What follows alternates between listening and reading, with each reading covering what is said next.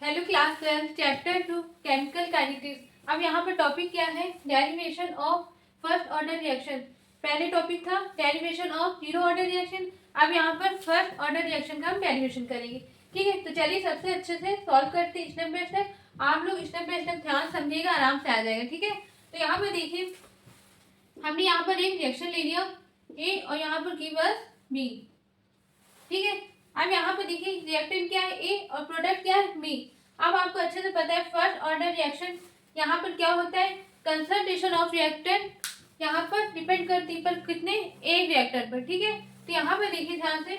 अब यहाँ पर टाइम क्या है, जीरो, मतलब रिएक्शन स्टार्ट हुई नहीं है, तो यहाँ पर क्या हो गया ए। ठीक है, अब प्रोडक्ट क्या आएगा, जीरो। ठीक है, अब मान लीजिए हमने यहाँ पर कुछ टाइम लग गया, कुछ टाइम बीत गया, तो यहाँ पर रिएक्टेंट में तो कुछ कम होगा। अब हमने यहाँ पर मान लिया एस कम हो गया। अब जो कम हुआ वो कहाँ जाएगा, प्रोडक्ट में, तो यहाँ पर हमने एस लिख लिया। ठीक है, यहाँ तक आप लोगों को क्लियर। अब इसके बाद आपको पता है अच्छे से according to the rate law of reaction. ठीक है, तो यहाँ पर देखिए D S upon D T is directly proportional to A minus S. ठीक है, पिछले में क्या किया था, ए माइनस एस का होल पावर जीरो था। क्यों? क्योंकि वो डिपेंड नहीं कर रहा था। ठीक है, लेकिन यहाँ पर रिएक्टेंट पर डिपेंड कर रहा है, इसलिए यहाँ पर क्या है वन। ठीक है, अब यहाँ पर देखिए प्रोपोर्शनल हटाएंगे तो यहाँ पर क्या आता है कांस्टेंट टर्म, तो क्या आएगा D S upon D T equal to K A minus S. ठीक है, अब ध्यान से समझिएगा। अब यहाँ पर क्या करेंगे, डी टी को उधर भेजेंगे, ए माइनस एस को इधर। ठीक है, तो क्या आएगा A D X upon A minus X equal to K D T. ठीक है, आप क्या करेंगे, ऑन इंटीग्रेट बोथ साइड। जब इंटीग्रेट लगा देंगे यहाँ पर integration D X upon A minus X equal to K D T. ठीक है, अब यहाँ पर बाय वालों को थोड़ा सा दिक्कत होगा ये कैसे आ गई, लेकिन हम यहाँ पर समझाएंगे, एक एक स्टेप समझाएंगे। ठीक है, आप ध्यान समझिएगा। यहाँ पे देखिए इसको ऐसे ही लिख लेते हैं D X upon A minus X equal to, अब यहाँ पर के कांस्टेंट है, डी बाहर आ गया, इंटीग्रेशन डी टी। ठीक है, अब इसके बाद ध्यान समझिए, इसको इधर लिख लेते हैं। ठीक है, अब ये देखिए ध्यान समझिएगा, मैथ में फॉर्मूला आप लोग ने पढ़ा होगा one upon S D S, तो क्या होता है लॉग एस। ठीक है, ये बेसिक है समझाने के लिए। ठीक, अब यहाँ पर वन अपॉन डी एस का फॉर्मूला आप लोग ने पढ़ा है लॉग एस।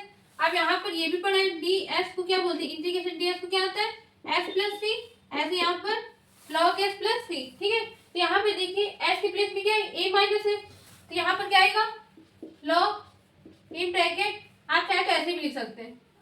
ठीक है, log in bracket A minus है, इसको लॉग पढ़ते हैं। आप देखिए इक्वल टू, यहाँ पर माइनस, माइनस क्यों है ये ध्यान समझिएगा, ए माइनस एक्स है और एस के प्लेस में क्या ए माइनस है, तो यहाँ पर देखिए इसको हम अलग से करके दिखा देते हैं। ठीक है, ताकि बाय वाले स्टूडेंट को भी आ जाए। ठीक है, अब देखिए ए माइनस एक्स है, यहाँ पर क्या आएगा लॉग ए माइनस एक्स। ठीक है, फिर से करेंगे डी बाई डी एक्स किसका, यहाँ पर देखिएगा ध्यान से लॉग ए माइनस एक्स। अब देखिए एस के कोफिशिएंट में कितना है माइनस का है, तो यहाँ पर क्या आ गया वन, माइनस का वन। ठीक है, अगर प्लस का होता तो यहाँ पर क्या आता प्लस। ठीक है, तो तब तो लगाने की कोई जरूरत थी, लेकिन यहाँ पर माइनस प्लस में ध्यान दीजिएगा। ठीक है, आप ध्यान समझिएगा, ये अलग है बेसिक है। ठीक है, अब इसके बाद यहाँ पर माइनस लग गया। ठीक, अब इसके बाद के और यहाँ पर डी टी, मतलब यहाँ पर टी आएगा, यहाँ पर क्या आ गया टी प्लस टी। ठीक है, यहाँ तक आप लोग समझ में आ गया होगा। अब इसके बाद ध्यान समझिएगा, where s equal to zero and k equal to t equal to zero. ठीक है, अब यहाँ पर वैल्यू पुट कर देंगे ए माइनस जीरो, यहाँ पर के इंटू जीरो प्लस सी। अब सी की वैल्यू क्या आ जाएगी माइनस लॉग ए। ठीक है, सी की वैल्यू क्या आ गई माइनस लॉग ए। अब यहाँ पर ध्यान समझिएगा, इसको हमने मान लिया सेकेंड इक्वेशन और इसको यहाँ पर मान लिया फर्स्ट इक्वेशन। ठीक है, अब इसके बाद क्या लिखेंगे, putting the value of C in equation second. ठीक है, सी की वैल्यू किस में पुट कर देंगे सेकेंड इक्वेशन में। ठीक है, तो यहाँ पर देखिए minus log A minus X equal to K T plus plus minus क्या हो जाएगा, माइनस लॉग ए। अब देखिए ध्यान से, यहाँ पर ये प्लस का है, ये माइनस का इधर आएगा तो किसमें हो जाएगा, प्लस में। तो log A minus log A minus X equal to K T. अब ध्यान समझिएगा, यहाँ पर फॉर्मूला एक और अप्लाई हो रहा है, log M minus log N का क्या होता है, log M upon N. Formula आप लोग ने पढ़ा होगा, मैथ्स वालों ने तो पढ़ा है लेकिन वाई वालों ने नहीं पढ़ा है, इसलिए हम यहाँ पर फॉर्मूला लिख रहे हैं। ठीक है, इसका फॉर्मूला होता है log M minus log N का क्या होता है, log M by M upon N. ठीक है, अब यहाँ पर हम लिख सकते हैं log A upon A minus S, ठीक है, के टी। अब ध्यान समझिएगा, यहाँ पर हमने ये लिख लिया। अब देखिए ध्यान से, के टी, अब यहाँ पर क्या लिख सकते हैं, K equal to 1 upon T log E A minus sorry A upon A minus S.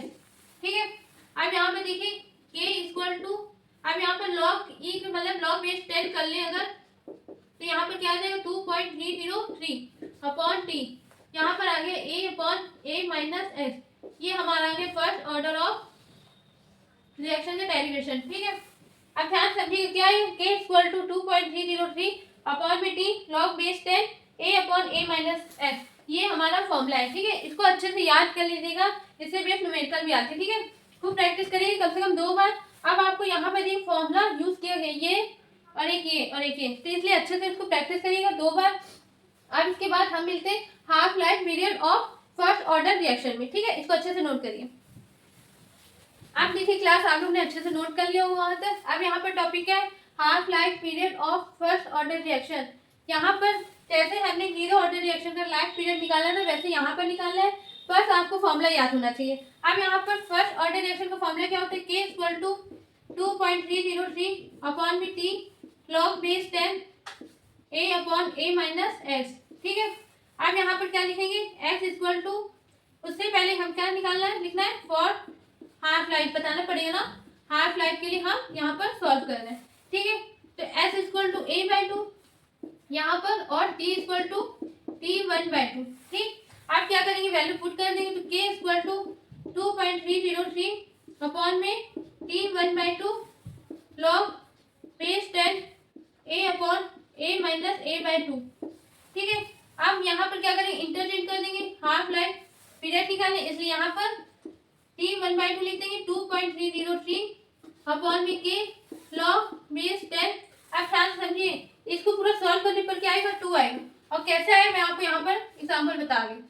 देखिएगा ध्यान से, ये पूरा लेके a upon a minus A by 2। ठीक है, अब इसके बाद a अपॉन में a कॉमन ले ली, क्या बचा 1 माइनस 1/2। ठीक है, अब a से क्या हो गया, कैंसिल हो गया। अब यहाँ पर 1 में से हाफ कर देंगे, माइनस करेंगे तो कितना आएगा, 1 अपॉन 1/2। ठीक है, अब डिवाइड में तो ऊपर है कितना आएगा, 2 आएगा, तो इसलिए यहाँ पर 2 आ गया। ठीक है, अब कैसे आया आपको समझा दिया। अब इसके बाद टी 1/2 इक्वल टू 2.303 अपॉन के। अब यहाँ पर आपको log 2 की वैल्यू याद करनी पड़ेगी, अगर नहीं याद है तो याद कर लीजिए क्या होती है, 0.3010। तो यहाँ पर क्या करेंगे, वैल्यू पुट कर देंगे। ठीक है, आप इसको मल्टीप्लाई करेंगे तो क्या आएगा, d1/2 0.693 अपॉन में के। ये हमारा आ गया फर्स्ट ऑर्डर रिएक्शन का हाफ लाइफ पीरियड। ठीक है, ये फॉर्मूला आ गया। अब मान लीजिए यूनिट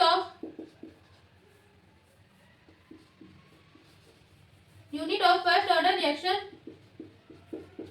आपको बताया कैसे निकाला जाता है, और याद करने का भी तरीका आपको अच्छे से पता चल गया।